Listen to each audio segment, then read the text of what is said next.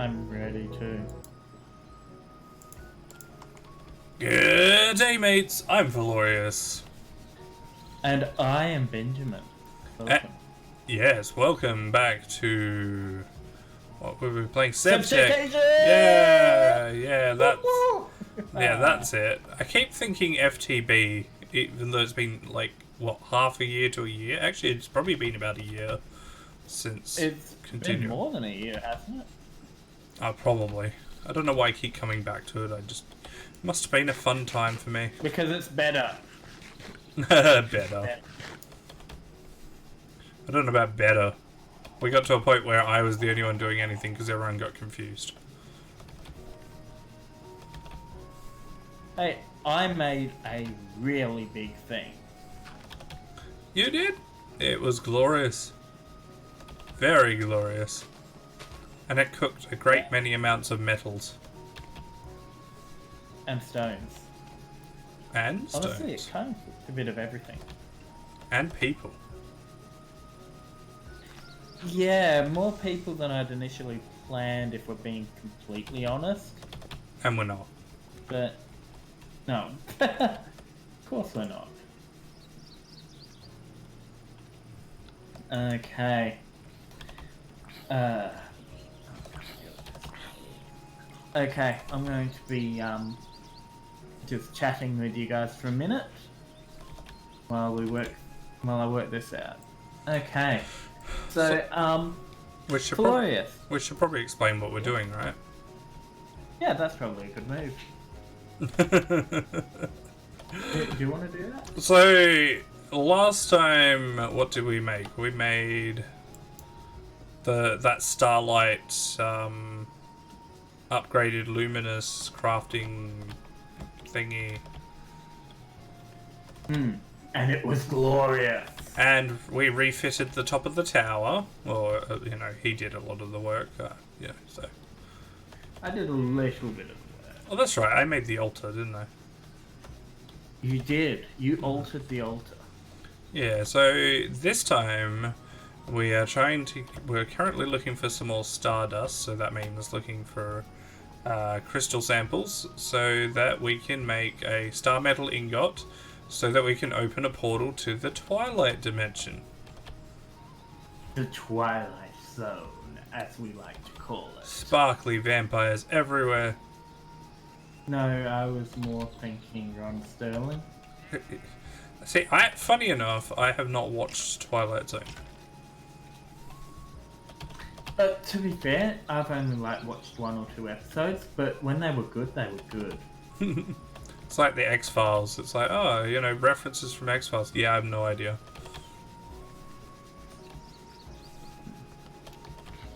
Yeah. It's good stuff. But, Okay, that's almost dealt with. They recently did a reboot of the Twilight Zone. Yeah, I heard. I mean, it can't be as good as the original, because that's physically impossible. But, Graphics aren't everything. You can't do everything with special effects. Sometimes it lacks some of the reality. The original Twilight Zone was all about the storytelling. Well, it's like looking at anything that Buster Keaton or, Charlie Chaplin or people like that. They did some amazing stunts, and none of that was special effects. Yeah. So, one thing that, so there's a show called, I think it's Black Mirror. Yes, I've seen Netflix. I watched the Star Trek inspired episode on that. That was pretty cool. Yeah, so as I understand it, that's kind of like a new take on the Twilight Zone. It's basically a Twilight Zone thing. Honestly, it makes a lot of sense, and while I enjoyed that episode, I watched another episode and it completely turned me off the show just because it was too confronting. Not because it was gruesome or anything, but the story just twisted me up inside, kind of thing. Fair enough. Yeah. Hey, you. Leave that horse alone. Die, puppies. Die! Like, because in the end, Die! I didn't know what to think. Have you watched much of Black Mirror? I have not seen any of Black Mirror. Oh, okay. Well, you know, if you want to start anyway, start. There's an episode that's literally designed to represent Star Trek. Funny enough, except it's in this guy's like. Basically, this guy owns a game software company, and they've got this MMO, and at home he has his own personal server that's running this like Star Trek sim version of the MMO. The bit that his company doesn't know is that he's able to physically, because you're able to interface yourself basically while you're in the helmet. You're basically in the game. What he hasn't told his company is that he has the ability to get someone's DNA and they become physically a part of the game, whether they like it or not. Well, at least a copy does. So that sounds like ripe for abuse a little bit. And yeah, it does pretty much go that way, and it's set in like a fake Star Trek thing where he's the captain, and it's this like original series style. So of course he likes his women to be dressed appropriately and to call him sir and all that. So yeah, Sounds like a narcissistic trick. it's more like a bullied software developer. That's the way I'd look at it. Like, he's so socially devoid, and no one at the software company treats him with the respect he kind of does deserve for being the developer of the game, but it doesn't really, you know, forgive him for the way he behaves. Yeah. It's right. But it was some brilliant storytelling, I have to say. Yeah. I have heard quite a lot about Black Mirror's storytelling. As I said, I haven't really seen it, so I can't tell you that much about it, because obviously. But, you know, hell, if I could tell you about shows I hadn't seen, I would be making so much money as a reviewer. Even shows that haven't even come out yet. Yeah. It's not going to be worth it, folks. Don't bother. I should know. I've seen the entire season, and it's not coming. The first season isn't even coming out until next year. Oh, you wait till they get season 2. Okay. How about that Game of Thrones reboot? Well, as long as they start as long as they're just redoing seasons 5, 6, and 7 and 8, you know, maybe. They're using artificial intelligence software to basically do it all with like artificial voice acting and artificial acting just to rewrite history, basically. I mean, A, that might eventually be possible, and B, it will be nice to have some intelligence involved in seasons 6 through 8. What do you mean might be possible? It will. I can guarantee there'll be a point where we'll be able to fully replace an actor just because we can use the computer to do it. Hello, Mr. Donkey. How do I befriend you? Hang on. Let's, I don't have any wheat on me. Like, can you think of a show that literally ended because of an actor dying? Not off the top of my head, but... Or the reason why they couldn't possibly make a movie or something is because they're too old or too frail. Yeah, that doesn't really seem to be a limiting factor. It's an Enderman. Why are there Endermen here? I don't like Endermen. But those won't be limiting factors because there'll be a point in which we'll literally be able to replace them as actors.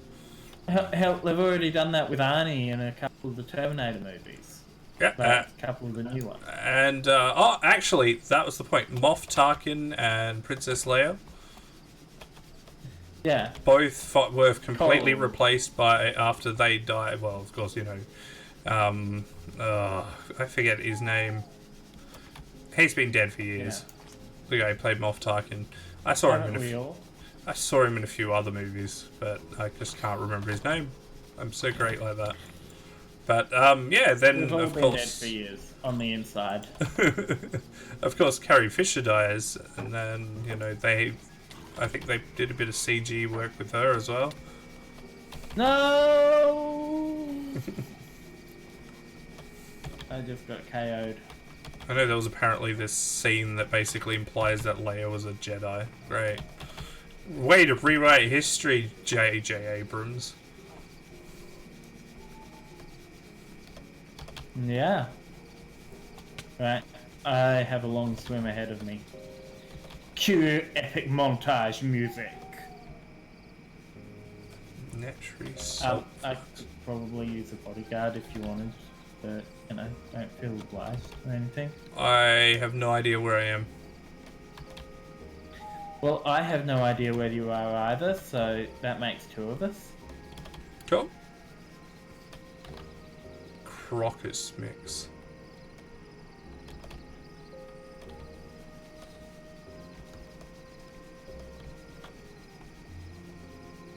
Crocus mix. Ah, yes. The most deadly of creatures. Oh, I thought it was a like German plane or something. No.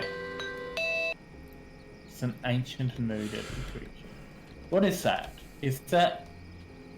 Hang on. No, I don't think these are the right ones. What did I just... Ah, it's just copper. Why would there be a firefly jar out in the middle of nowhere on top of a, like, shrine? I don't know, but they're everywhere, mate. I ran into several of them on my big search. If you recall. Oh, of course. They are inevitable. I'm sure that there's a reason for their existence, like they will come into play. Oh well, collect them all. When I found them, they were unknown objects, which was very fun, because I wasn't sure exactly what the heck I was dealing with. Gotta collect them all, Firefly Mon. Damn right, we do. So it's like the Legally required. the Pokemon rap song, except it's all just Firefly, Firefly, Firefly, Firefly. Yes. The Fire Rap. Firefly. Composed by the Firefly Nation.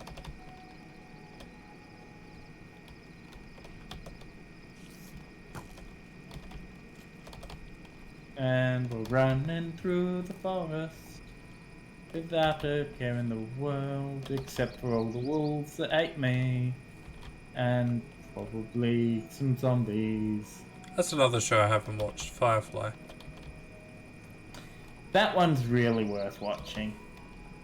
I just there's two things that make me not want to watch it. One, obviously, there's one season and it's not that long. And a movie. This is true. The other thing is, after I've seen how the main actor is in real life, I don't really want to watch something that he's been in. Which main actor? What's his name? The main actor from Firefly, the guy. It's more an ensemble cast, so it's kind of hard to know. The main guy. But the doctor, the captain. I would say he's probably going to be the captain. Okay.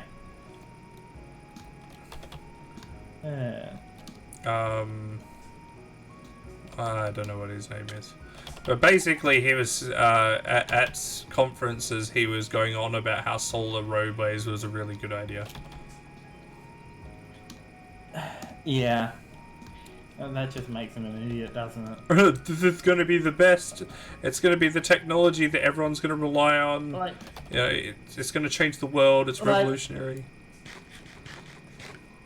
The basic concept Is horrible. does. Yep. You can see where they're coming from. Yeah, huge Okay? tracts of land, like especially out in the desert, whatever it's going to Yeah. be. Look, let's be honest. If it was far more reliable and cost effective, if it was just really dirt cheap, then it would totally be workable because it wouldn't need to be efficient due to, Huge the amount sheer of amount of surface. area it covers. Yeah. Yeah. Like, if there were, but it's just not. It's the opposite. The It's reality labor is the intensive, materials are it's weak. resource intensive. Yeah. The material, even without that, it's just too labor and resource intensive to be effective. Because, like, I've been watching them, and every time Yeah. they set up an exhibit, it always gets damaged in some way. And this is from normal people walking on it. Yeah. At this point, solar roadways is definitely a scam. And oh yeah, that's right. That France makes me tried. really sad. France tried to deploy their own like solar panel based road, and that got completely smashed up. And you know that's one that's Yeah. had like millions of dollars and is supposed to be like a, you know, Like, the thing is, look, guys, I get where you're coming from, but no, don't try and multi-purpose thing that is driven on and expensive electronics. Let the electronics do the electronic stuff. Let the driven on stuff do the being driven on parts. well, it's like you look at Okay? it. You do not need to They don't need to multi-class. The cost of replacing those panels is astronomical compared to the cost of laying more asphalt. Yeah. Like, And I've been. Here's the thing. I've been at road plants before. I know, how they work. I've worked as a as a traffic controller, at road plants where they're laying asphalt, and it's really a simple process once they get going. Whereas laying electronics isn't. It's highly labor intensive. even if they're modules, it's still kind of a lot of effort. Yeah. And it's a lot It's could a go lot wrong of with those effort. modules. There's a lot of that could go wrong. They have to. What's the name? What is this? Oh no. Oh, it's just Sorry. Yeah, a lot can go wrong with the module. The bigger the module is, the harder it is to transport. The smaller the module is, the more labor intensive it is to lay. Right? That's the automatic trade-off there. The smaller it is, it takes more man hours to lay properly. The larger it is, the more time efficient it is to lay it. But, the harder it is to transport, and the greater the risk of something going wrong. And more quality assurance required. Exactly. What you need to do if you want solar roadways is you need to have the solar, and you need to have the roadways, and you need to not have them linked, because it's just adding more things to go wrong to an already delicate thing. But you see, the rabbit holes is not in there because they then wanted to put LEDs on these panels to use them as like road signals and stuff. And that's not a idea that is inherently bad. Except as a concept. Except you got to remember the It's fact just that completely impractical. these are glass panels, therefore reflectivity and then rain is going to make it 10 times worse. Yes. Now, when I say it's not inherently bad, I mean the idea of making panels, having light up roads is not inherently an idea that's, you know, wrong or evil or anything. It's just, it is not practical. These people are not people who are good at practical. Their Not idea is good, it's just understanding not practical, is what you're trying to say. Yeah, like, it's a lovely concept. Oh, there's gold in them there villages. In a sci-fi mean utopia where everything is perfect, it would be great. Yeah, like, if you were to say Star Trek has them, then yeah, I'd totally buy that. But, we need to invade this village and take their gold. Yeah, but the difference Sorry, is if it was Star Trek, that instead of They'd have getting to replicate. well, instead of getting rid of the asphalt, I think they'd probably go more towards a material that can luminesce that's similar in structure to asphalt. Yeah, I can see that. I mean, that makes more sense than trying to add lights and glass panels and stuff. Yeah. No, I'm not gonna, deny that. It's, like, it's a great idea on the very most conceptual levels, but the moment you look at it even a little bit, it falls apart instantly. Right? Because it's something that I would love to have as a thing. Solar roadways. Oh yeah. Oh yeah, you know, knowing that basically we don't have to worry about you know, coal power plants, especially here in Australia. That, you know, replacing all the major roads and highways with them would literally mean that those power plants should not exist anymore. Yeah. But as I said, you know, it's very impractical.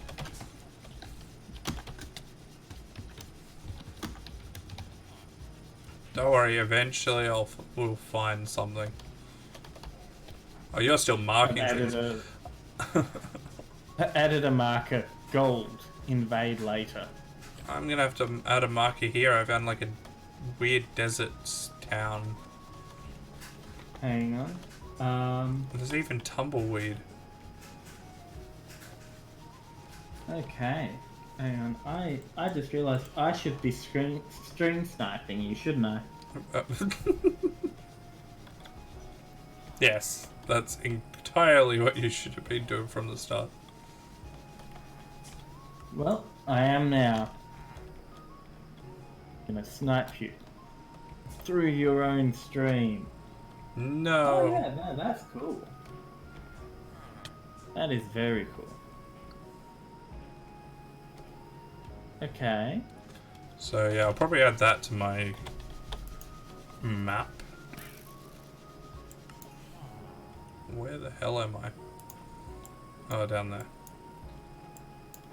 Mm-hmm. Where are you going, mystery villager? You say you're a farmer, but I don't trust you. Okay, so what's this? Cassiterite. Cassiterite? What is this stuff? I'm pretty sure that's tin. Looks like it. Yep, tin. Oh yes, all those Another years of playing Dwarf shit. Fortress definitely paying off now. Should I even bother marking that? We've got many tin like locations.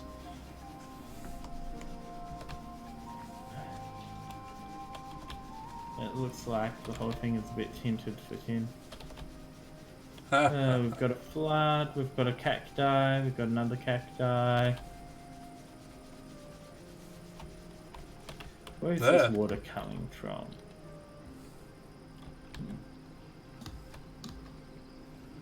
I'm sure I'll find what we're looking for. You will not find that which you seek. All I need is one lot of rock crystal sample. Ooh. That could have been dangerous. Yeah, just a little bit. Oh, you found one of those. I think I've explored this area, haven't I? Yeah, I'm pretty sure I've explored that area. Yeah, likely. Let's have a look. Oh no, this is new area. You've explored all over here, like Death Cult Village, Site of the Dark Ritual, etc. Because remember, at one point I copied your map. Oh yeah, yeah. No, I see.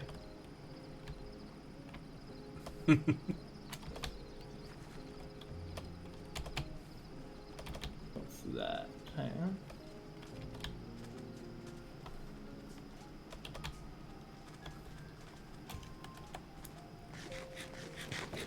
It's just a Felorius sample. Here I am out in the desert. Teolite sample. Oberite sample.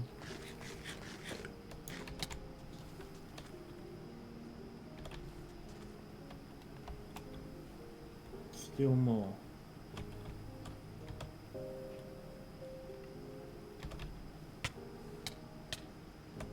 Ow. Freaking cacti. Oh, that's cool. Lava. And naturally occurring fire.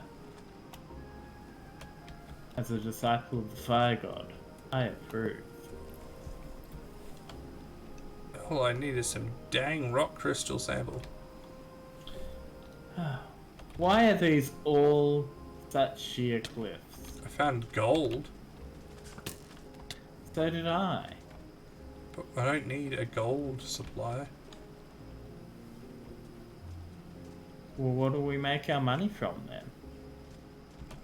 Well, that's entirely why we need these rock crystal samples. We'll make them out of crystals. That makes more sense, right? Yeah, seems legit.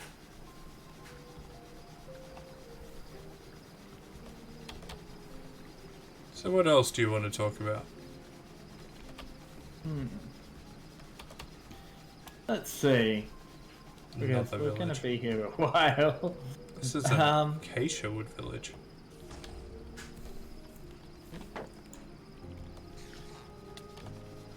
What have you been up to lately? Have you tried any good games?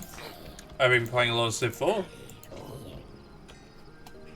Well, that's a good game. And Well, Animal exactly, Crossing. You know, a new Animal Crossing. Lots and lots and lots of Animal Crossing. capitalist exploitation simulator. You know, it's funny you say that. I was saying that earlier tonight to myself. I was like, you know, these villages, they don't do anything.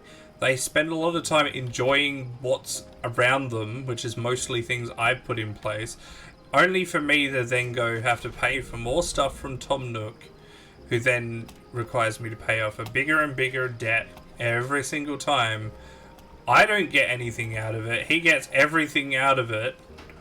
They don't give anything. Yeah, like Nook has kind of got you in a bind, hasn't he? Do you know what it is? It's speciesist, kind of like racism, but you know, basically all the animals are taking advantage of the one human. Yeah. Because they don't work, they don't do anything to help. Yeah, they might give you like gifts every now and again, but it's not like they actually go, oh, hey, I just planted all these flowers for you, or I chopped all these trees for you. That would be too useful, mate. Tom Nook's not like, hey, you made this place a 3-star place and it's getting noticed. Hey, I should give you something for that. No. He will charge you for your labour. Because he is a capitalist. He is a Tanuki. As we all know. I'm sure the money thing has to have something to do with him being a Tanuki. Possibly. Oh, giant dead thing. When do we get to fight one of these while it's still alive? When we have space lasers. Yeah, seems legit. Or maybe we did it in a previous iteration of our lifetime. That's a black bear and a cub. All I can see is pitch black on Run. your screen. Oh. Yeah. Meanwhile, I'm doing the fun thing of going up the side of a cliff of water. Wow. Actually, that looks pretty cool from up there. Whenever I come toe to toe with a cliff these days, I just go through it because it is actually faster.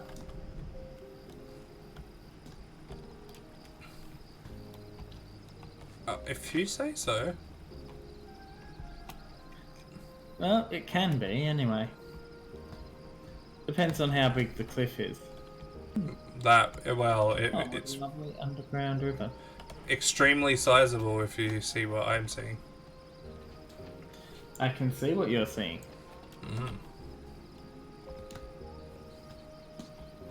And it looks like you've found a new biome. Hematite. Yeah, we should probably mine some hematite at some point. We do still have a huge supply. We have 2 places we can mine from.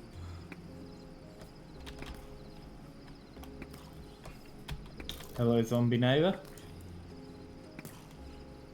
Yeah, the sequel to Hello Neighbor, eh? Yep. Those are flowers.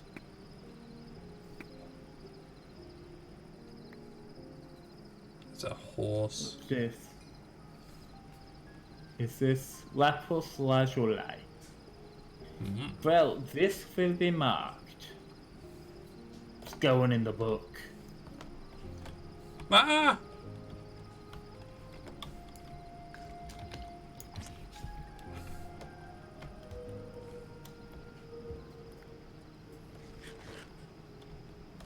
Right, that's a gradgeon. Ah, hello! Another giant gateway to an unknown dimension. What do we...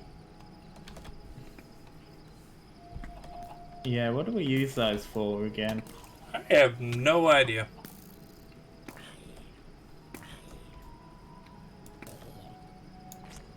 Want to look it up? Because there's an awful lot of them. And they kind of worry me, to be honest. Alright, look. I'll have a look.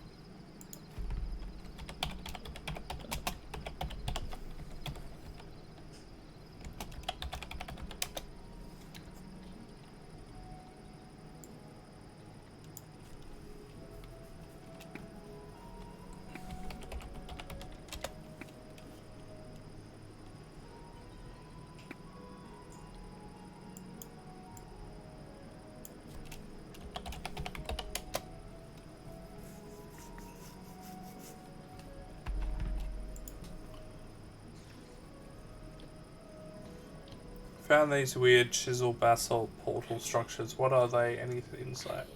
They're nether portals that you can't use yet. Do you know if these structures are on the way to get into the nether? I might guess I have to get to the Dark Tower in Twilight Forest. Ah, they're for things to come. But they're nether portals from the future. And these ones? Ah, I didn't look at that.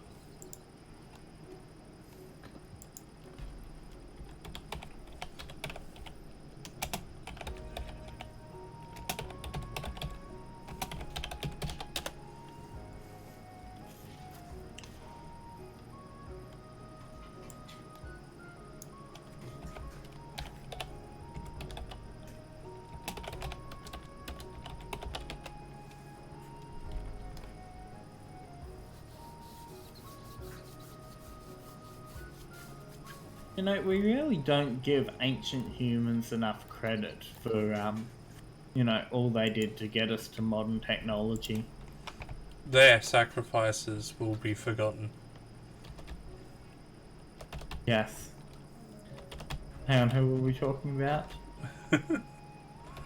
Well, I mean, it's so hard for us to even consider how difficult their lives would have been, because no immunities to the diseases that were to befall them, no medical ability at one point, you know. The Having fact, to go to all these alternate dimensions. you know, the worst And part who to knows? consider. God, you. Hey, look at this. The worst part to consider is how the hell did we survive going from animal to what we are now without being completely predated to death? We are not built to defend ourselves.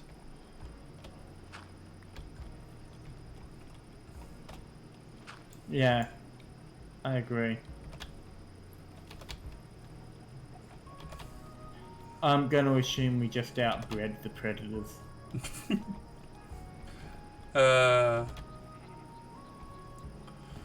Humans are good at that.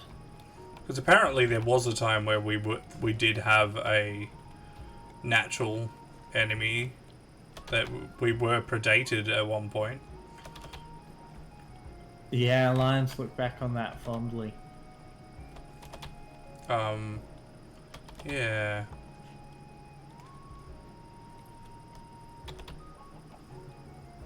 Oh, my boots are broken. That's not good.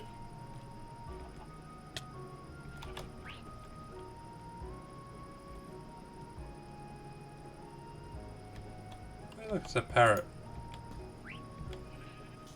Is it a parrot? Yeah, there's some there's a few parrots around here. What's his name? I don't know, but they're all different colours.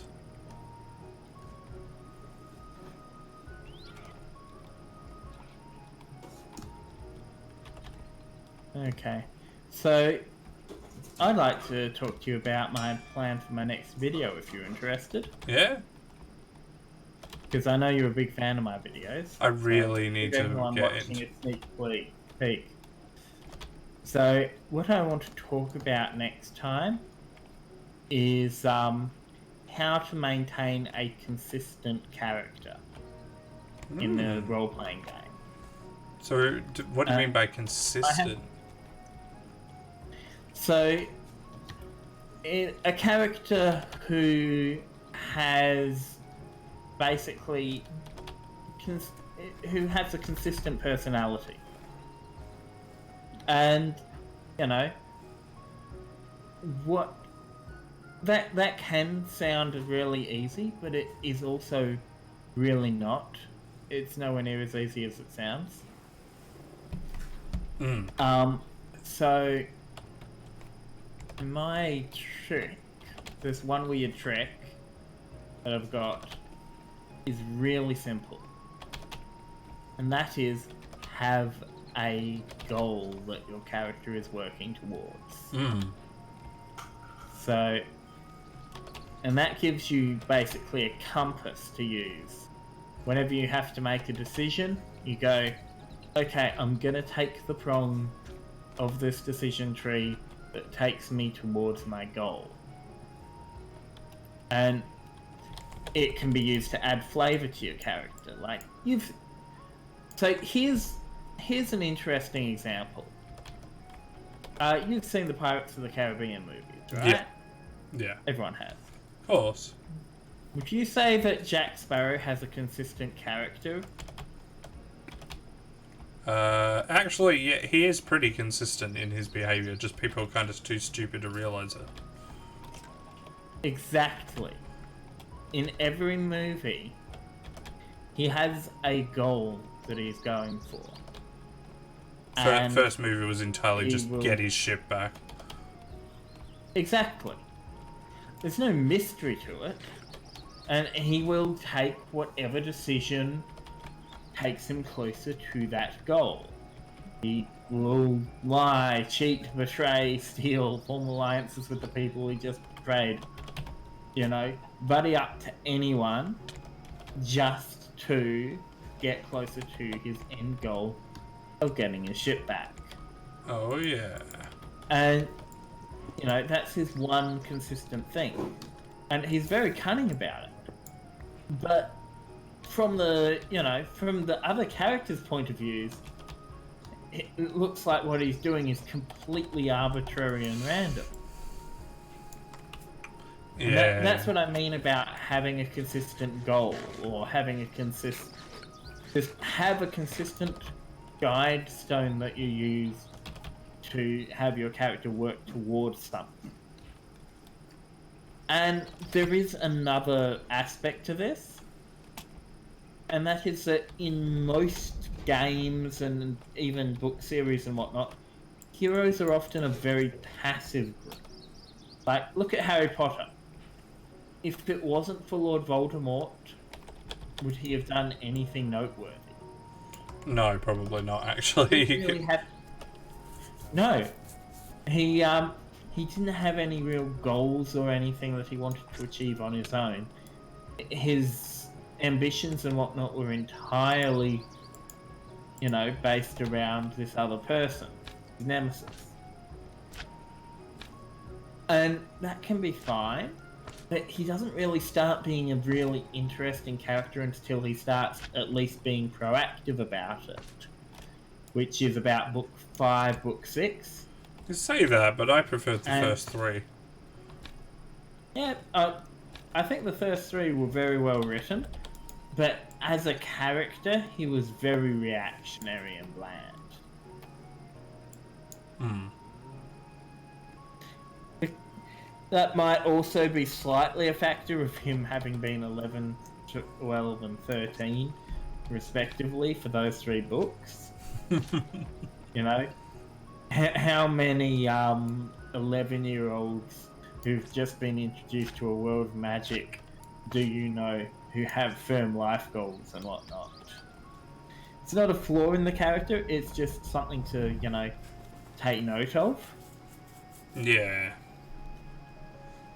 On one side, I like that she matured the books because they fit with the, you know, the readers would generally be maturing over time, and the character would be maturing, so it all fit together. But at the same time, the first ones were like, I liked the exploration of the magical world and the fun side of it. That was really, there was a lot less fun. There was a lot less mystery and fun in the, you know, later books, because it was very focused on the plot and the story. Yeah, less world building, if you will. But anyway, if we're getting back to what I was talking about, having a goal means that the characters are less dependent on the villain acting, so they can react, and it allows them to be more proactive, because they know what they want to do. They don't need to wait for whatever to happen before they can do something. Like Lord of the Rings having the whole gotta take the ring to Mordor, you know. Yeah, yes and no. I wouldn't actually say that's a great example, because that's a very large group goal. Okay, so it's a goal for the leader, more or less, but it's not a personal goal. Okay, so I'll simplify it. Getting over it so that I can get back to my Hobbit life. Yeah, no, that's entirely a thing. But my point is that, you know, the whole save the world thing, it's very big, and, you know, you can't see the whole world. You can't really get a grasp on it. But saving your hometown or saving your friends or whatever, which is why that most people and most characters, which is why the most important part of the Lord of the Rings trilogy that would have reflected that was actually not in the movies at the end. If you know the book, at the end, Scouring of the Shire. Yeah, like, that should have been in there. That is literally one of the most important parts of their plot. Yeah, it's and character development. It's showing that, you know, events in the wider world do have an effect at home. And that while what they did was good, it kind of made things far worse for their home. Yeah. And I need to switch arrows, which I don't have ready yet. So my example of choice of a personal goal, and my brain's just slightly gone blank, but you know, a personal goal in a movie that really resonates, is easy to understand, everyone can empathize and all that, is from The Princess Bride. And it's Inigo's desire for revenge. You know? Mm.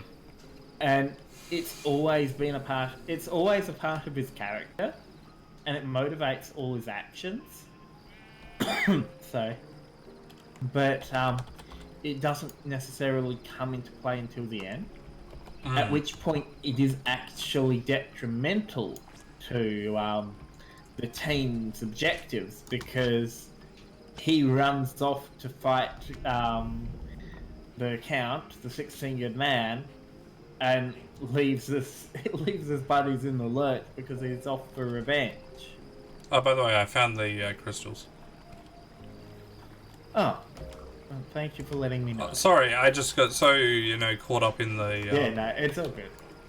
No, it's all good, mate. It's all good. I sense karate zombies nearby.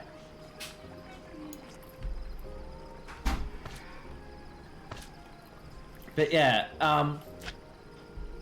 so yeah, that is my top secret trick. Spoilers for my next video. I know that our viewer is going to be very interested in this.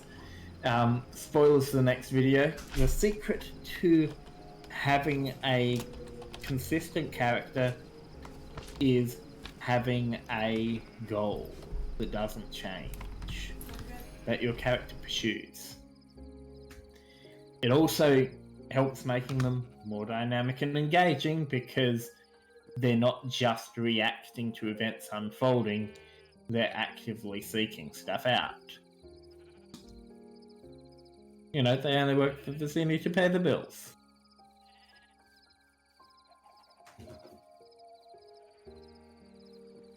Am I right? Of course I am. You still there? Well, he's still moving.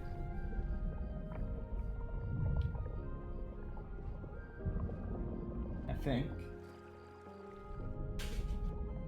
Hello? I'm not hearing any audio from your end.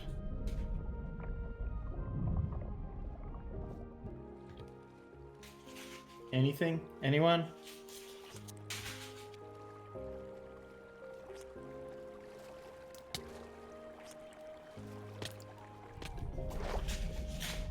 Ouch.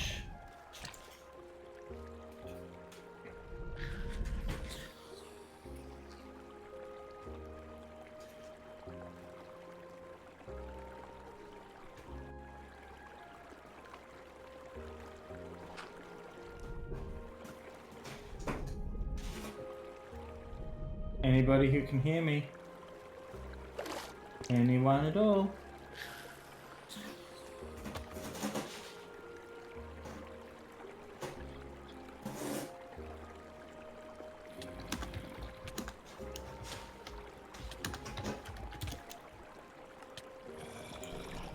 Yeah, don't worry, I'm here. Just had to mute temporarily. Fair enough.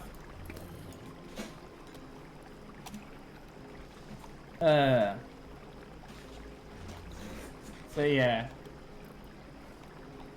and I do feel that it's something that's far too easy for new gamers in particular to overlook, and it can be very hard if, you know, the GM has plans and your goal doesn't match in with those plans. So one of those things where you have to have actual communication happening. Yeah, you got to You confer can't with the just GM what their yeah, expectations are, what's your expectations, and how it can work together to make a picture of what you want to be.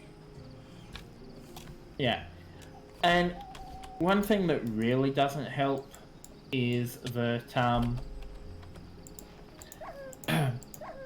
a lot of the time, you know, the GMs want to spring a mystery plot on you, so you can't start out with a character built with a goal in mind unless the GM's willing to, lose a bit of that mystery. Mm. And not all GMs are.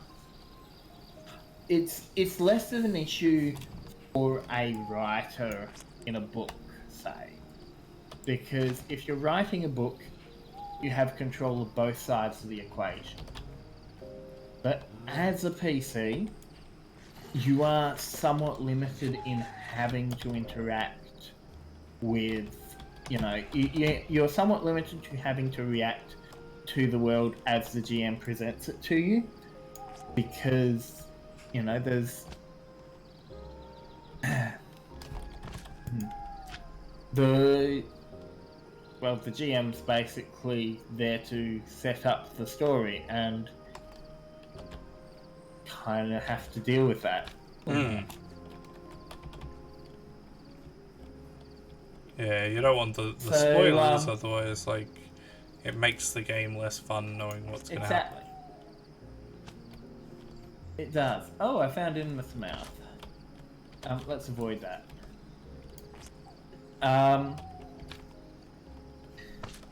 So it's a really hard balance to draw, and it's one of the greatest strengths of having a pre-made setting.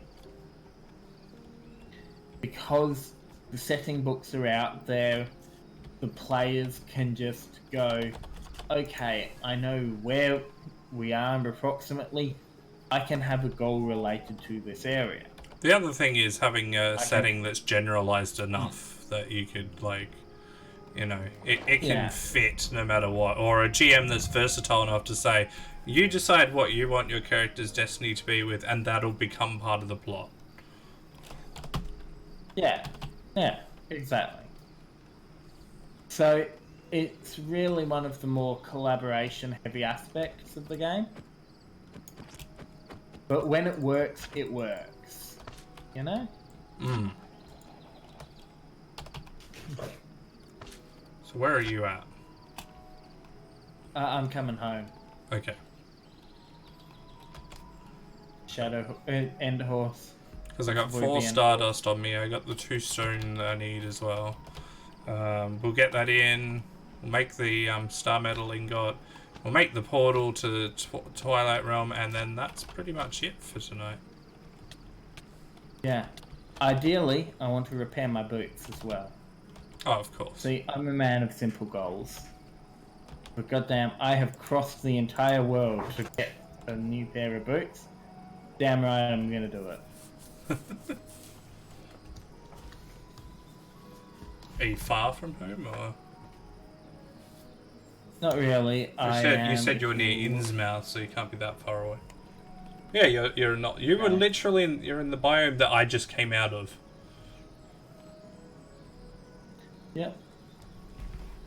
If I head this way, I'm probably gonna run into a road that we've made at some point. Hmm. Yeah. So, what's your favourite character goal then? You can either have it as a character that you've played, or a character you want to play, or anything like that. Well, I can't remember what the goal of my fighter character was, the first one. So Felorius the Great. There was an Eldritch Knight in service of Cormia. Yeah, I think that a lot of his main goal, well, one of his goals was hunting down his old captain who'd betrayed yes. purple dragons. That That was a good story arc. yeah. That was a great story arc. Yeah, we put a lot Um, into like getting that, and it developed over time as I was able to like make up little bits that fit into it to kind of expand the story, and it yeah. Exactly. But it doesn't have to be a difficult thing, and that's what I did. I started with No. something simple, like, you know, the character development for my character was very basic. Like, I didn't know anything about the Lost Realms or anything like that at the time, so I had to... Forgotten Realms. You didn't even know the name. Exactly, yes, that's right, yep. Exactly. So, you know... That was totally intentional, folks. So, and because it was set in, where was it set? The Adventurers League at the time? It was in a city. I can't remember. It was... I don't think it was in Cormier, it was I think nearby. it was like the Waterdeep area. It was near Cormier, yeah. Yeah, anyway, so, you know, I looked at it all and I took a liking to their... what they said about them and all that, and then, you know, had to go into, well, why are you doing it? And I wanted something that wasn't going to conflict with the lore or anything, and I didn't know much about the lore, so I went with simply, well, since I'm part of the military, maybe it's a case of, I'm here... There was two things that it could have been. I'm here on diplomatic business, which doesn't really make sense if you're going to send a fighter. You'd want to send a diplomat. And the other one is, of course, you know, I'm here for justice, but I don't want people to know that I'm here. Indeed. No one can know that you actually care about justice. Mm. No one can know. So you're home, yeah? Yep, I am trying to make glue. Yes, success! I just need a couple more and then I will be able to repair my boots. Alright, I gotta be right back, okay? So, Okay, you know, take your time. you can talk for a little while I I will sing, I will joke, I will jake, I will jest. I will entertain. Alright, be right back. Okay, see ya. So, now, gonna tell you guys a bit of a story about a character who also had a goal in that campaign. See, not every goal is compatible with D&D. Pretty much. And what we ran into rather quickly was that our pyromaniac was a pyromaniac. And yeah, she tended to set fire to everything. And her sole goal and purpose seemed to be burn it all. And that was the problem. Because, you know, it all included areas where we were, like forests and whatnot. And that wasn't good. There's one time we were doing a thing with what was it again? Oh yeah, so one time she was attacked by bandits in Baldur's Gate. It was just, you know, a couple of guys were trying to mug her.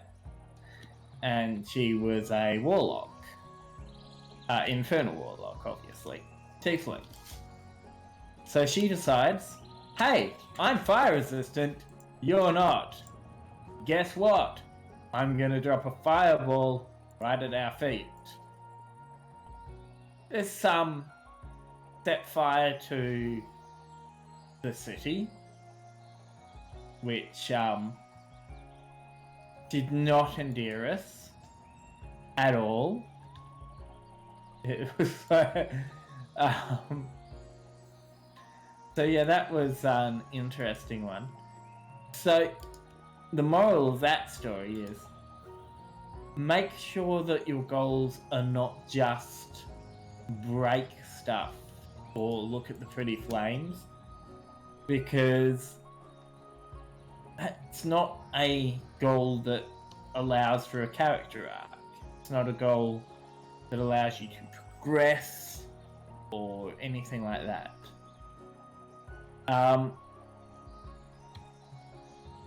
Goal, depending on the tone of the campaign, a goal can be something that's really simple. Like, if you just have a character who is in, say, a modern sandwich, their goal, a modern setting, a character can have a goal for the entire campaign of just get his favorite type of sandwich. And that sounds really dumb, but, you know, if events conspire against him getting that sandwich, which, you know, they might. See my video on adversity for examples of, you know, things that might stop you going down to the deli and getting the ingredients for your delicious bacon, mutton, and tomato sandwich, or whatever. You know, if events are conspiring against you, as long as it's a goal and it takes effort to achieve, you're on the right track. Of course, if it doesn't take effort to achieve, then it's not really a great goal for a D&D game. But what can you do?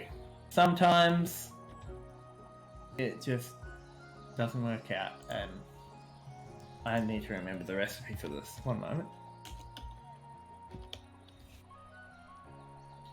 Okay, we want the green slime crystal. I need 4 sand and dirt. Okay. Do we have any dirt? I can't see any.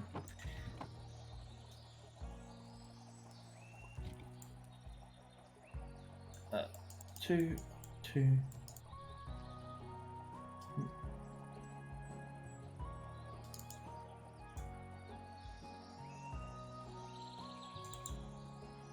Okay. Okay. Add that to that. Hey, welcome back. Hey, yeah. So, how you going? Are you ready to climb up the mountain, up the tower, and finish this quest? Almost. I'm almost finished here. Put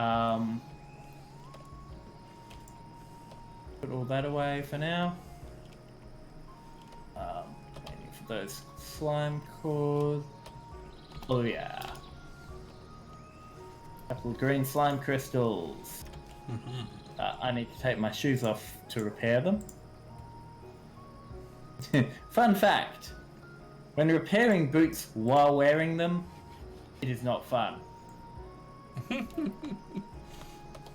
Yeah, you like... will hit your own foot. Oh yeah, that's what I was thinking. I was like, okay, so the sole is coming off the shoe, and you need to hammer some, like, nails in, some tacks in to, like, tack it back down. You accidentally, like, hammer it in a little bit too hard, and it goes through into your foot. Oh. That's the one. Can happen to any of us. Particularly you. So yeah, I was telling them about our sorcerer, whose goal appeared to be fire. Oh. You know. That player always picks a character that's revolving around fire or explosions. Yeah, and as I said, as long as that's not your only character trait, or it's the right kind of game, then yeah, fine. But that's not... Fire is not a personality any more than, say, Elvis memorabilia is a personality. I'll thank you very much. You wouldn't be a character. Well, thank you very much to know that what I do with my Elvis memorabilia is up to me, and Look, that's not a personality. That's a fetish. They're different. just because I like to lie naked with like my full size Elvis replica. Look, I think that getting the custom real doll was going a bit far on your budget, honestly. But I don't judge that. Well, actually, no, I do, and I kink shame you because kink shaming is my kink. I want to know how they got it so realistic. I can actually help you with that. I was working for Real Doll at the time, and what we did was we exhumed the actual Elvis Presley, and we used that as the basis. Oh god.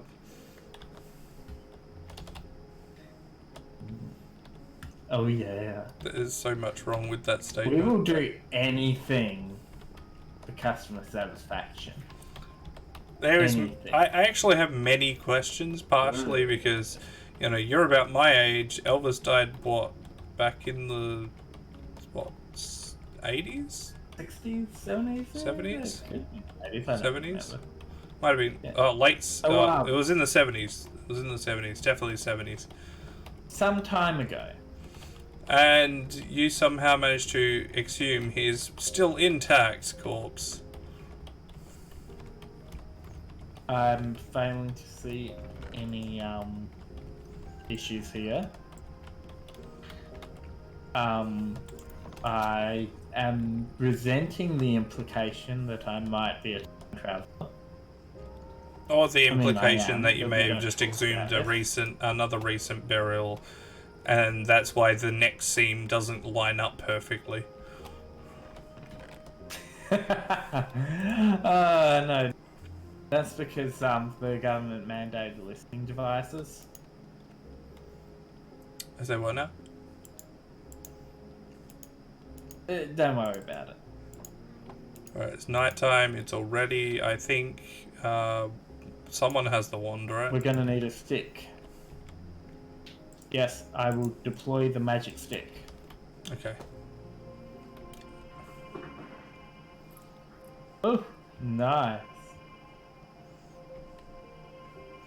Yes, I get glow. the feeling it's supposed to go up a lot further than that, but we're literally at the top of the world. Well, if you were down the bottom, it would be a beam coming from heaven kind of thing.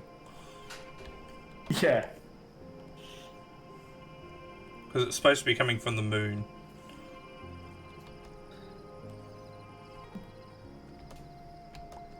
What to do? Oh, flare! Kill it! Die, spirit. Okay, so I got a star metal ore, which I can then turn into a star metal ingot How? by putting it in the By smelter. hitting it with a wand. Nah, putting it in the smelter. Oh, It has to be smelt. only we had a smelter. Okay.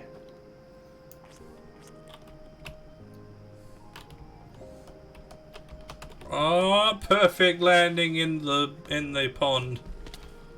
And perfect death. As you forgot that you took off your boots. I did not think I took them off. Hey, how you going?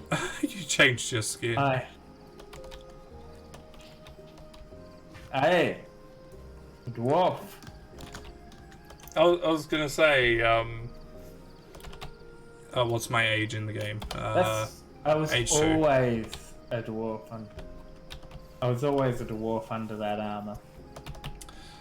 Well, considering you wore 2 layers of armor. At least. Minimum. Now, do you remember where your I stuff could have is? been wearing another. Yeah. Oh. Okay. Oh no. Yep. Got it.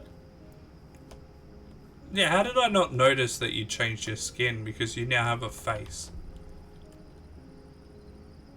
I was wearing my boots. Look. So what happened? lag. Must have been. How are you still taking damage? Are you sure you're wearing the right boots? Yeah, so what happens is to stop bouncing, I crouch when Oh, I yeah, land. yeah, that will damage you, yeah. So maybe that's what you accidentally did, right? Might be. Alright, smelter. I think we need a bigger smelter. Oh, no, not that smelter. That's not where I'm putting it. I'm putting it in the furnace. That's the... Of course we need a bigger smelter. We always need a... Oh, God, how much metal do we have in the smelter? I found like multiple extra clusters of gold, so I've been converting them into blocks. Hmm.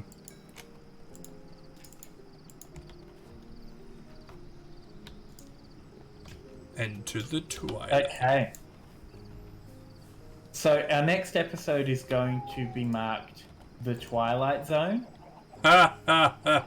because we have no originality at all, and you know we also are both skilled lawyers that want to be sued for copyright infringement, so we can win a lot of money. Oh, totally. Well, this episode's called what? The Stars at Twilight? Yep. Fill a 2x2 hole with water, surround it with plants, saplings, or flowers, and throw an astral sorcery ingot. Okay. So where do we want to set up this portal? Out the back? Like where the other natural portal is? I was going to suggest maybe in the between. We can't keep Because nesting. We can't keep nesting dimensions We cannot. in We such can dimensions. so keep nesting dimensions. What's the worst that could happen? But what if I just want to go straight to the Twilight Realm rather than have to go through one dimension to the next dimension to the next dimension? Tough. What if something wants to come here from the Twilight Realm? We need that layer of insulation. Insulation, sminsulation.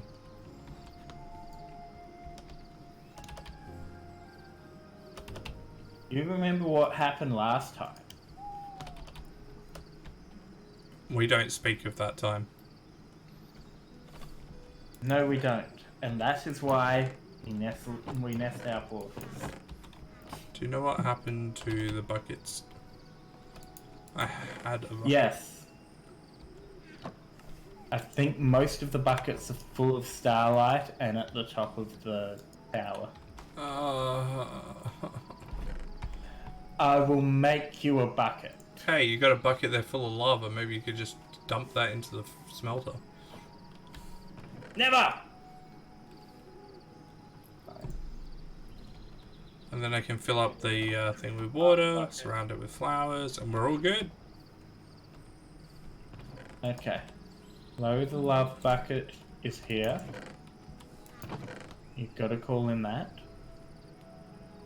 Because that's his name. And he gets upset if you don't.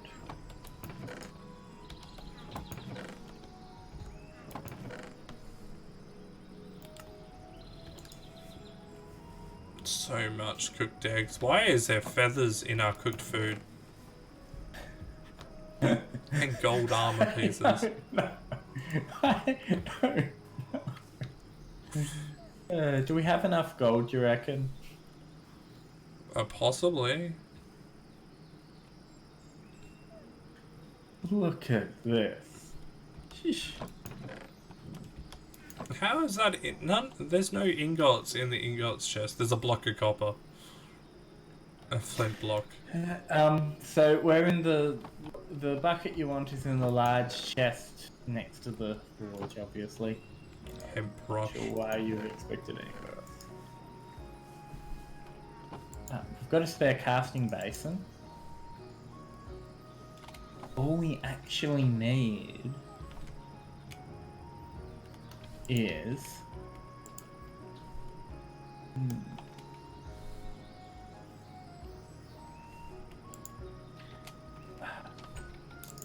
Can you make me another faucet, please? Another faucet? I don't have any spare stuff for it, do I? There might be some in a chest somewhere.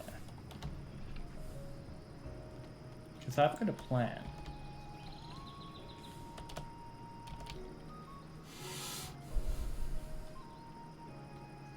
And you know me with my plans.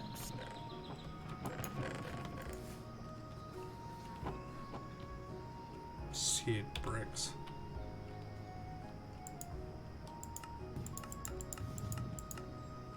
What do we need?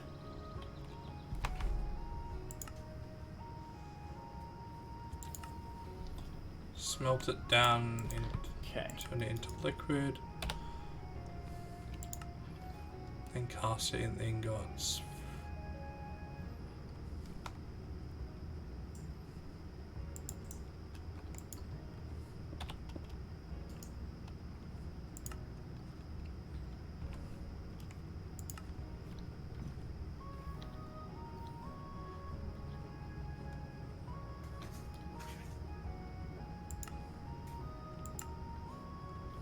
Okay, I need a hopper.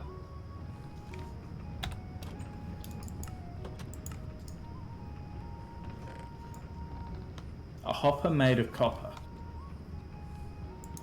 Oh, iron clusters. I can smelt those. So what do I need for a...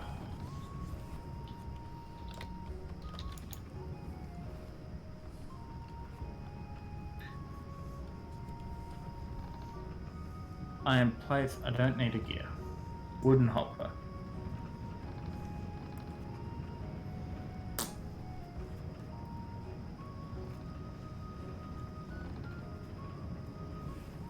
Okay, so I need a chest and I need a bunch of wood.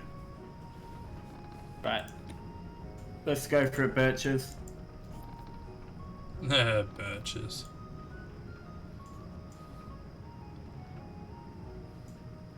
Hoorah. That is a wooden hopper.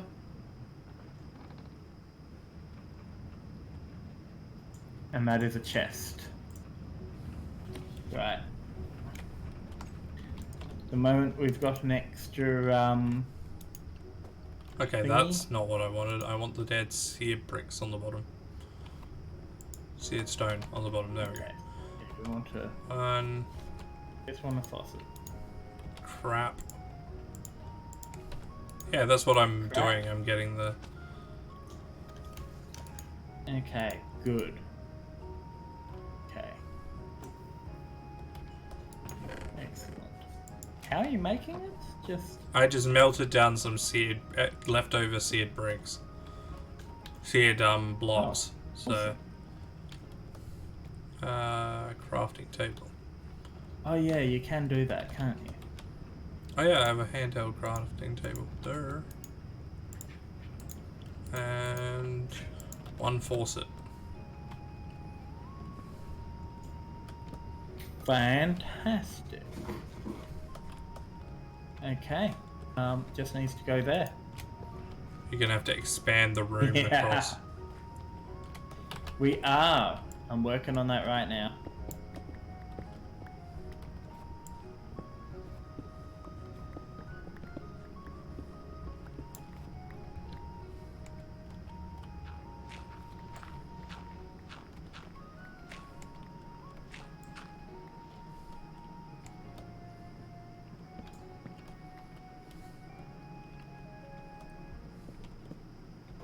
I am sure that given the temperature we're working with, wood is the ideal material to make our floor out of. Of course. I wouldn't go for any other material, to be honest. No, of course not. That would be silly. So...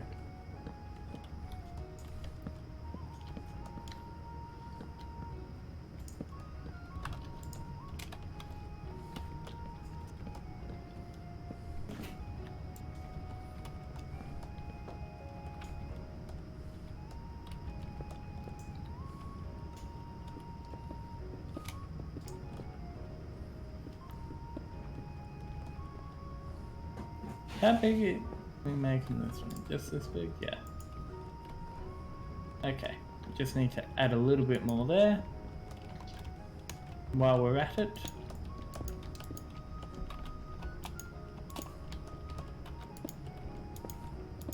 Okay, so 1, 1, 1.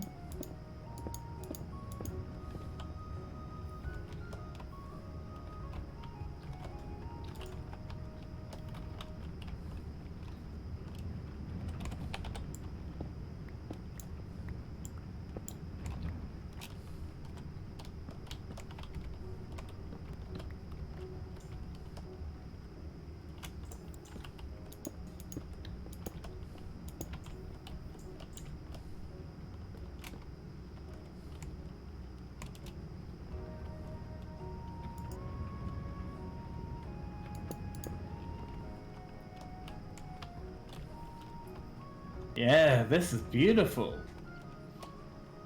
Look at that. Much better. Yeah. Yep. And how many got 1 ingot, 0 ingots, and now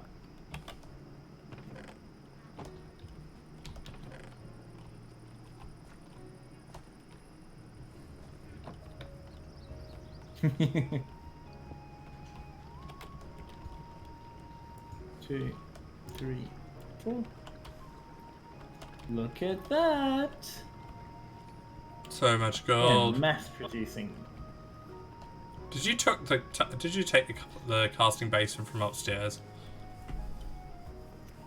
Or was there not one upstairs? No, I think this was the second one. Oh yeah. Oh yeah, because there's no basin. Yeah, It's because there's a yeah. It's a table. table. At least it works the same, I guess. Oh, it doesn't actually. This one's slower, but you know. Oh damn! I don't even understand how that makes sense. Nor do I. It just is. Do you mean it cools slower, or? I can't remember, but I did some testing. Okay. And 1 block left. Right. Under that. Okay. So once that's full, I think it feels slower. Yeah, it's looking like. I think it. Yeah, it probably feels a bit slow. That's kind of weird. That doesn't make that much sense. Does not. Because what's the fill speed got to do with the basin? We're about to find out, aren't we? Okay. Hmm?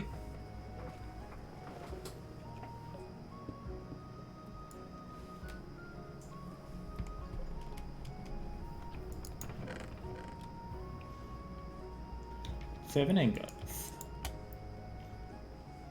There is. I think we need more metals, frankly. More metals. More metals! What, more kinds of metal, or? And more of them. I'm just into heavy metal. At some point we're going to need to stop making bronze because we may need copper and tin separately later. Well, let's get some ingots going.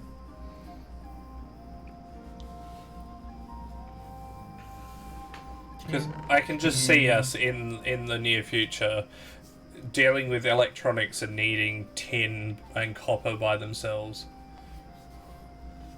Well, we've got 10 ingots and copper ingots in here. Do we have a nugget mold?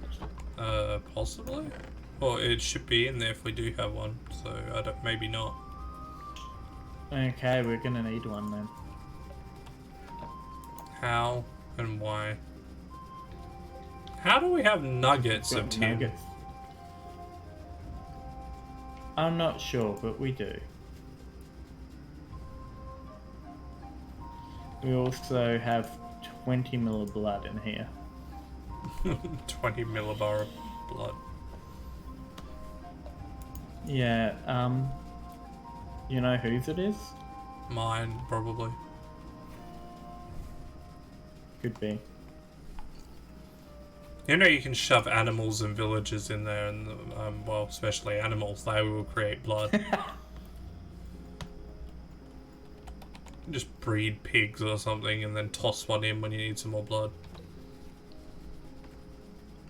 I have an idea. Oh god. You know we have a harness somewhere that lets you pick up an animal and take it somewhere else, right? I'm thinking chickens. Oh no, you're gonna put I'm a chicken farm up here, aren't you? And then you have a trap door, and you open the trap door when you need to drop some in. Exactly. You have a lever on the other side of the wall that opens and closes the trap door. Yes. Oh god. This is my sadistic plan. What do you think? It is. It's perfect. It is perfect. It really, really is. Can we make levers yet? We can, can't we? No? Yes, yes we can. Cobblestone and a stick. Alright, let me make a lever. That's the start of this process. Oh, so we've got 22 blocks of copper and 36 blocks of tin. I think we're fine on that front.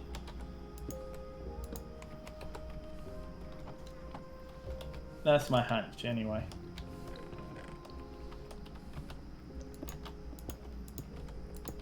Another... more bronze.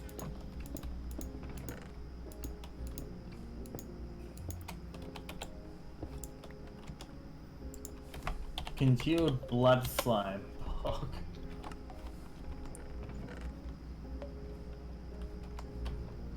You have wood on you, right? Yeah, what do you need? How much? Trapdoor. So 6. 6 planks. Where are you? I'm upstairs, above you. Right. Do we need to, you know, have food for the chooks? We should make glass so that we can see them inside there. We do need that. Okay. What have I got? Oh, okay. So I've got oak, I've got eucalyptus, I've got eucalyptus wood. Yeah. Okay. That means I'm gonna have to process it. Yeah. Sorry. Can I even make a eucalyptus trapdoor? I don't think I can.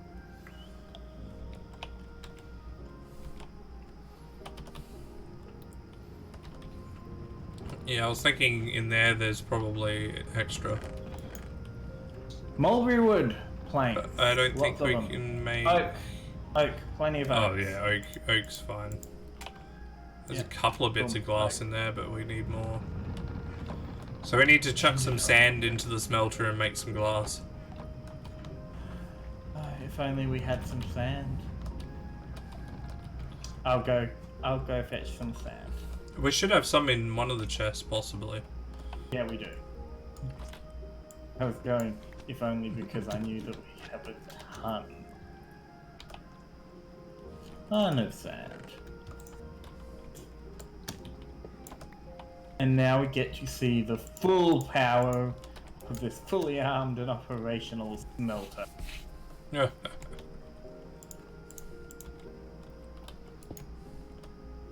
Oh god. This is nothing to do with the intended content of the episode. It's just us doing animal cruelty. I've been playing so much Animal Crossing and I'm so pissed off with animals. Yep. This was the eventuality that was going to happen. It was inevitable. It was Thanos? Yep. He is inevitable. As am I.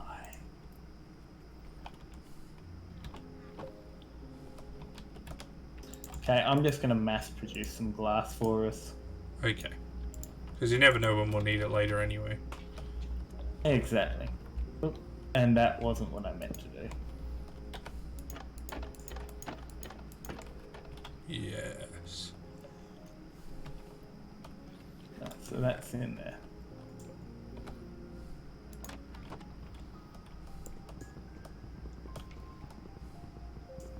Need to put that on the bottom.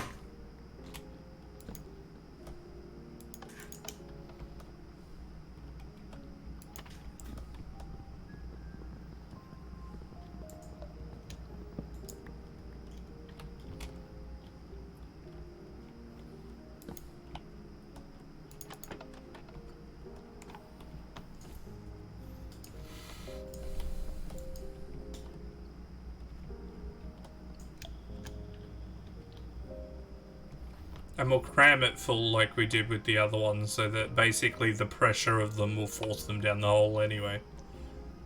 Yep. We should go harvest some eggs.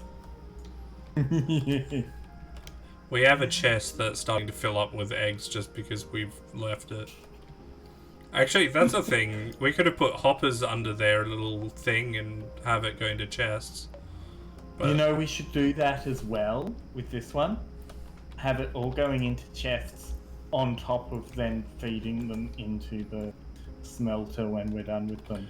And in the next era, we're going to have buildcraft pipes, which will allow us to then filter what goes in, because that'll have pipes and filter pipes. The filter pipes will let us filter out whatever we don't want. So if we just want chicken, we're going to have the chicken come out, go straight into the cauldron or whatever.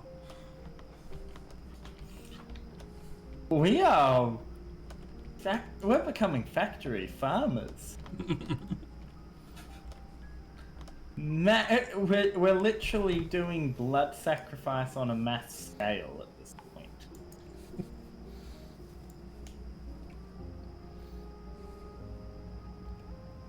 And I like it.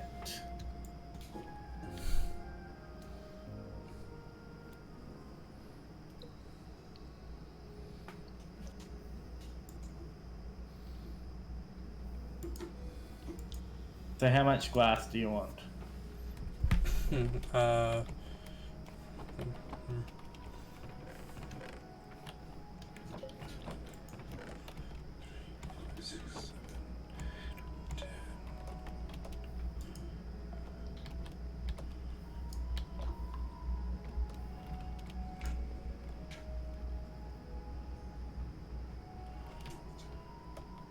Yeah.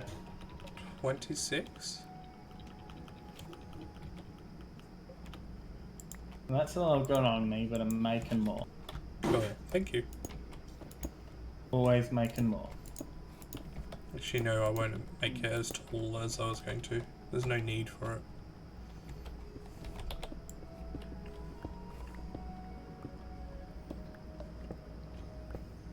There's always a need for more. This is the most sadistic thing, and I love it. This is straight out of Dwarf Force, isn't it? Oh, for sure. Do you remember back in one of the old patches for Dwarf Fortress, there was the whole mermaid farming? Mermaid farming? Not sure if I heard about that. So apparently back in one of the old patches, mermaid bones were really valuable. So they were this being Dwarf Fortress, they worked out an absolutely sadistic way to farm and cull mermaids and automated it. Remembering that mermaids are sentient beings in Dwarf Fortress. Yeah.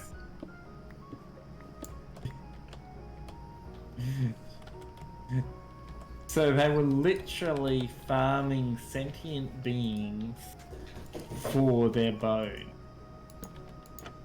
which is absolutely in line with Dwarf Fortress. Oh, no doubt. There's little I can imagine that is more fortressy than that.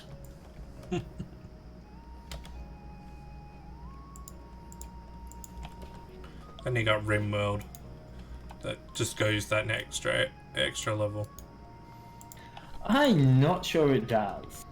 It does. It's not quite as dwarfy as Dwarf Fortress. Yeah, but you can't break all the Geneva Conventions in Dwarf Fortress, but you can in RimWorld. If you can't break it in Dwarf Fortress, tried hard enough. Okay. Yeah, I think we have enough glass. And the place is the I disagree. The cage is. Oh my god! How much glass did you need? It's because sand is actually really effective at filling the smeltery. There's only 40 blocks worth in there. Oof. Yeah, because it's like 1-to-1, right? It's one sand is one glass. Yeah. So I've got the room. I just need to go get some eggs. I wonder if I can help you with that. I've got a couple. You know, lying around. A couple will not be enough. I've got like 12. Let me just take a stroll outside. Yeah, in this game, so where's our chicken insertion point? Up here. Yeah, up there. That is the special chicken insertion point.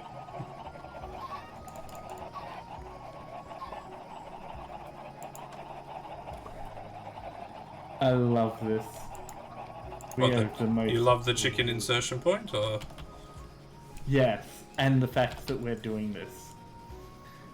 Absolutely fucking evil thing. I wasn't going for, like, the reason why I put the chicken insertion point up where I did, I wasn't going for scientific experiment, I was going for cruel weapon of torture, kind of. Like, yeah. You have to go up there and open up a little thing to throw the chicken eggs in from the top. I'll be honest, I do wish that the lever was down here, but I'm not going to complain. I don't have redstone. We had redstone, yeah, fine. Yeah, fair enough, fair enough, fair enough. Rivers of molten glass. This is feeling very Dwarf Fortressy, to be honest.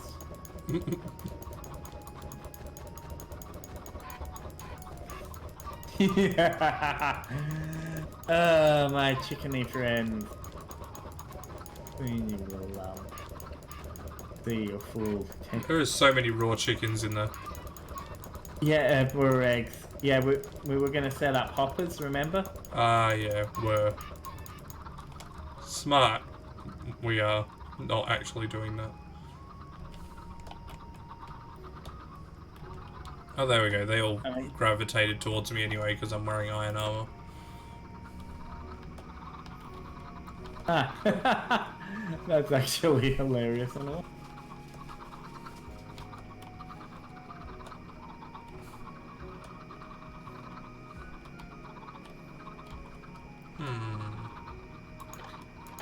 Do we need more chickens? No. I opened and closed the hatch. Let's see if there's more blood. Yes, there is. I bet they'll create more blood when they're adults, though. Yep. Okay. This is amazing and horrible at the same time. We are the worst people.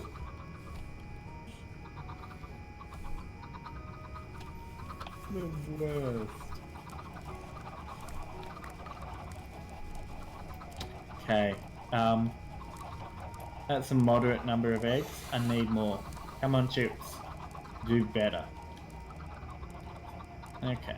Yeah, they're not really producing as much as they should, but there should be a few chests full with tons of eggs in them anyway. Ah, yes. Yes, tons. Enough to begin the experiment, I believe is the correct term. Yeah, definitely need them to mature though, because I would assume they would definitely have more blood then. What are we saying? The children are not mature enough. For the experiment. It must be complete for us to get the essence. Okay, if you want to start working on pouring out extra glass to empty the Yep. furnace for more I'm blood. getting dark crystal vibes from the whole essence collection thing we're going to do. 16 blocks, okay. 1, 2, 3, 4. 500 something eggs. Oh, yeah, I can see the number at the bottom of your screen. Yep. It's an ammo counter.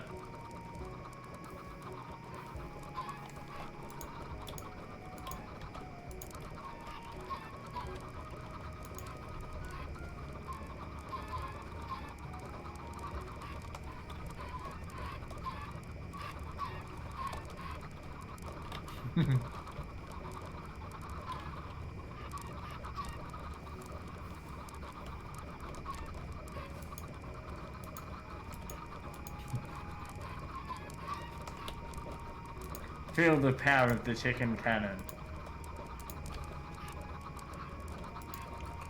Right, I'm gonna kill something just by throwing chicken eggs at it at some point. We're gonna have to leave the nuggets with a tin in there anyway, because you need some liquid metal to keep them dying.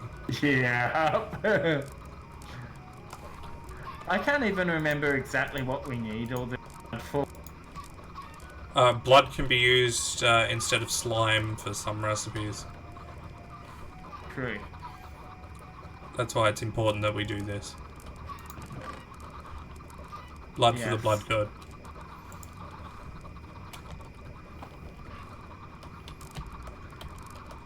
We're feeding the god of fire the blood of our foes. That's what we're doing.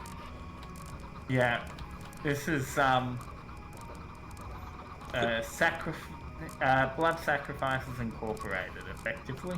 Because the smeltery is basically a shrine to the fire god.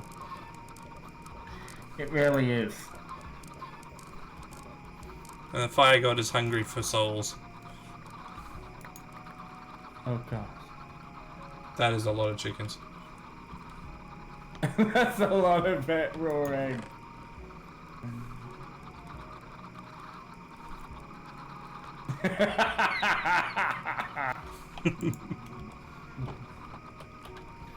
We're gonna need another cauldron in here, I think. Yeah. And then more hoppers. I don't know. I'm not sure how. I haven't actually devised how we're going to collect the chicken out of the smelter. Oh, you mean? Hang on. It generates actual chicken. Well, when they die, they should generate actual chicken. I thought that they'd be Oh. There's more feathers. Like a lot more.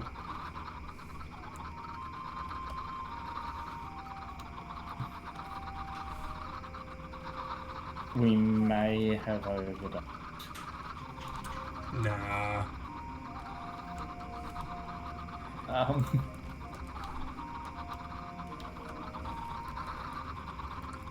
When we have redstone, it'll be like I'll have trapdoors all around the outside, and the middle column will be like a a repeater system basically, with redstone torches and blocks, so we can activate it from a different floor or whatever. Felorius? Yeah. Are we the baddies? No, we're the good guys.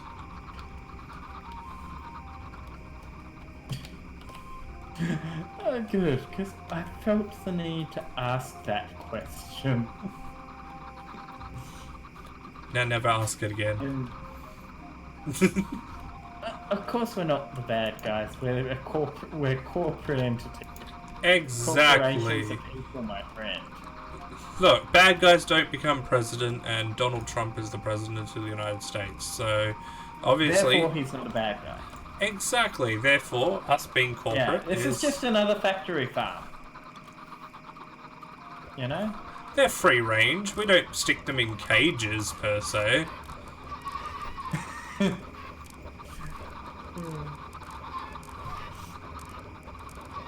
Per se. How did I just pick up so many bones? No idea. That's a worrying number of bones I just picked up. I think some of them may have just exodus out of reality.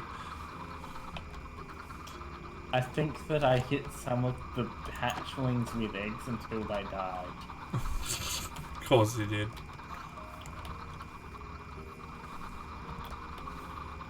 There's still like a batch of eggs that are like gravitating towards you down there.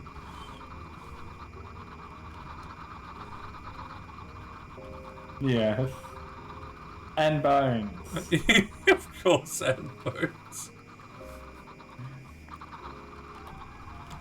There you go, now we're both up here and all gravitate up here. In theory.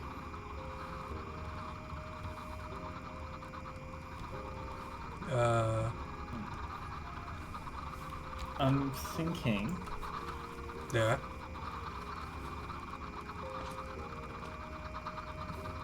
Yay, I'm Scrooge McDucking it.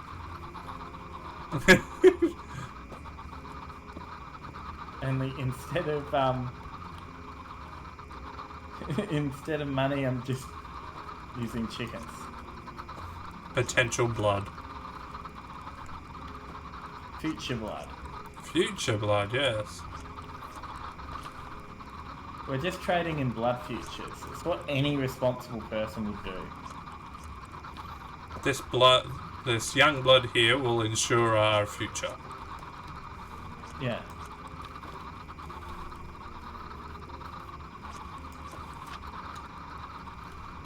I'm having trouble getting out.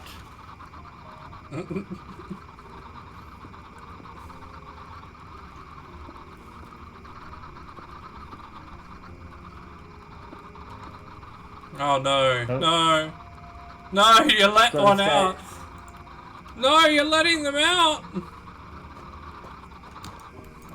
Freedom! No. Not for long, bitches. Why'd you jump in there? Because I had to. I had to see what would happen. Right, now we have to hunt down some chickens. Gonna put on my most dangerous They're just up there.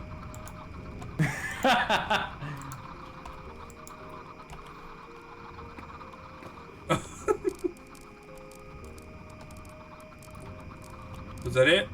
All good? I don't know, maybe. Oh, there's one. How come I can't kill it? We may have reached critical mass on the chickens. It's lagging the server. I'm assuming. Why didn't we use reinforced glass? Reinforced glass? Yeah, because I think the chickens might be combining their power. They're gonna go Super Saiyan. They're gonna bust right out of there. Yeah. I kind of want to pull the lever. I know. Anyway, okay, so let's I'm gonna. No, you've already done that. So we've got plenty of glass. Yep. We've got 1 or 2 feathers and a couple of raw eggs. Can we smelt raw eggs into cooked eggs? If only. Okay. Bone. If I put bone in the grinder, that becomes bone meal, right? I would assume so. It seems like a smart thing to say. Right, seems to be working. Yeah, it turns into bone meal. So what else? Where are we going to put this portal? Okay, I already laid out a spot. I just needed that bucket. Oh, it's in here, just there. Oh, cool. You could have had the bucket at any time. I know, but we got. You decided to torture chickens. I couldn't help myself. It looked like fun. It really did. Oh, they're generating feathers. I think they're fully... Are you coming, or...? I want to steal some feathers from our fully grown chickens. Okay, yeah, I'm on my way.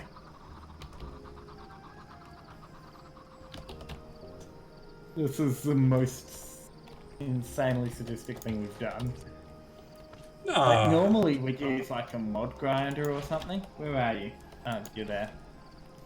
Mob grinders are... are... mob grinder or something. Mob grinders are for monsters. In truth, we are the monsters. So we'd be grinding ourselves. Perhaps. Have you ever considered that maybe the zombies aren't actually the worst things here? So what we need to do is surround this with flowers. Flowers, any specific type? Or... Nah, just well, as long as they're Minecraft, which I'm pretty sure all of these are Minecraft, except for that tall loop in there, and that forget-me-not, and anything that says Ferdinand flowers, obviously not. Well, given it's Anzac Day, I think red poppies are the way to go. Is that today? 25th. Oh wow. So how deep does it need to be surrounded? Just surrounded, one layer around, really.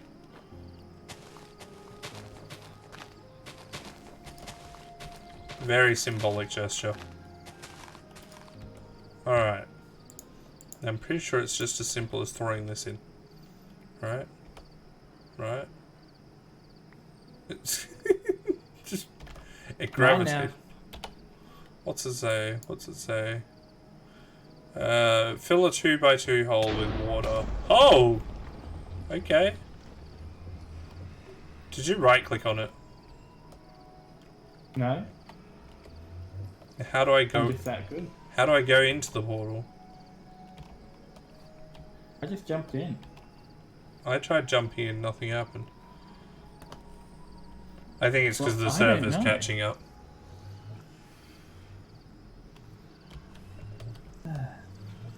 How are you off for food? You got plenty of eggs?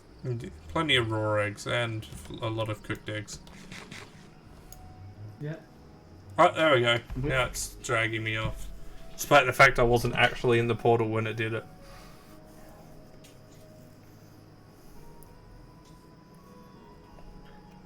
So, question. How hard is it to get back? I just got connection failure for the server. That is funny. How hard is it to get back? Just go back through the portal again. Right, I think the first thing I'm going to do, creepy noises, is I am going to mark the portal's location on my map.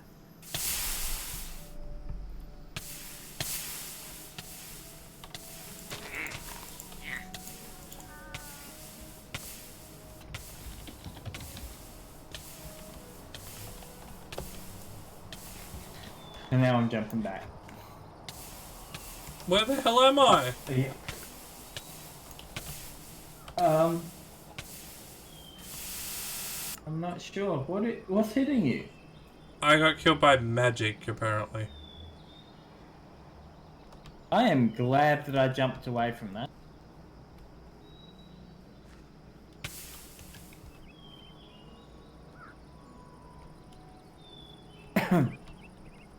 Anyway, once you find your body, are you still in the Twilight Realm? Yeah, because that's where my stuff is. Somewhere in here. Fair enough.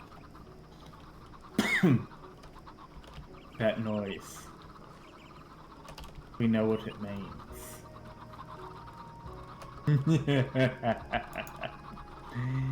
Pull the lever, Croc! Oh no. Wrong lever! Damn kobolds! I need help! What's he carrying? A book? A book called Notes on the Highland. On and the Highlands.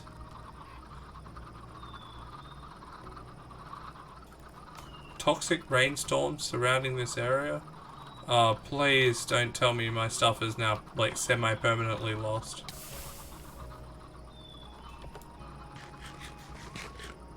That would not be great. Okay, we've got 500 mil blood. Oh yeah, anywhere that's inside that area seems to be.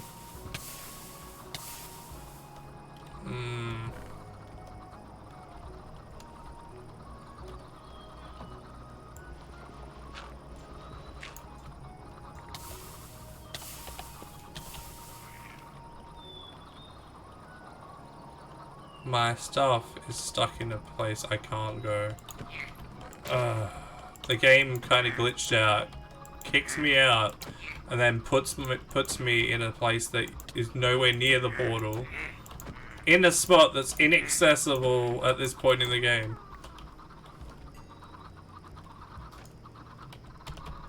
Well, Damn. looks like between episodes I'm gonna have to, you know, literally cheat my way in there to get my stuff. Yeah. Oh, it's a wild boar. I bet if I hit it, it would hurt me though. Because it's not a pig.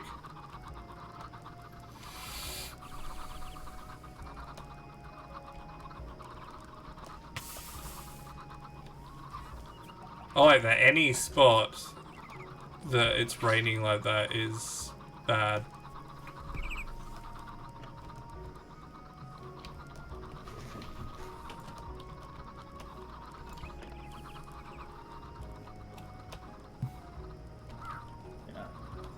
I'm lost. Oh, there it is. We need to build a structure near the portal so that we know where it is. Yeah. That's what maps are for, isn't it? Mm-hmm. Yeah, but if I can, when I get my map back, I'll mark the location of the portal.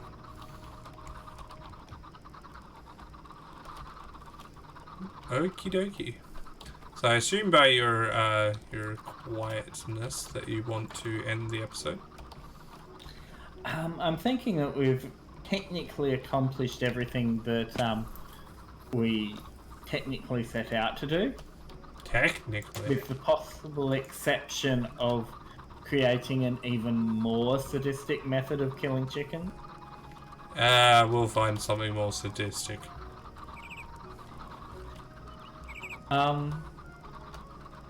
Oh, those are hemp seeds. They're not, gonna...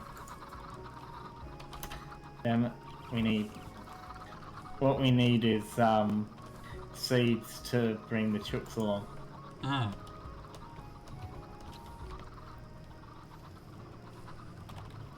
Alrighty. I think we need one more chook in there. Well, that was a good time. We got everything That done. was a good time. As you said. That's all for now, though, I think. Yep. Is it? Yep. No. Yep. That's all the time we have for this Yep. stream. Don't forget to like and subscribe if you're on YouTube, or follow if you're over on Twitch. Also, don't forget to check out Fuel Black Drops. Steel GMing. Yeah. Yep. That's Black Steel GMing. Mm-hmm. We are an awesome channel dedicated to gaming. Specifically to Dungeons and Dragons type gaming. But, you know, we all know that's the fun type anyway. Don't we? Yes. Don't argue with me. There is no graphical limitation on RPG games. Pen and paper RPG games. No. You're limited only by your imagination and the GM's ability to describe things, which is probably actually a pretty big limitation. Or your wallet if you prefer to work in miniatures and stuff like that. Oh god. Yes, though one of the better options there is stuff like what's the name? Roll20 and so Roll20 and Fantasy Grounds. And I have actually got a video up on how you can play on those systems, should you so wish it. Go on and check it out. You'll love it.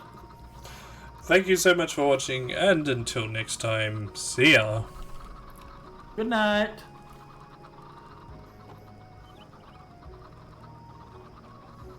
I need another 100 blood. Chickens, don't fail me now. The sound they make when they die is 320.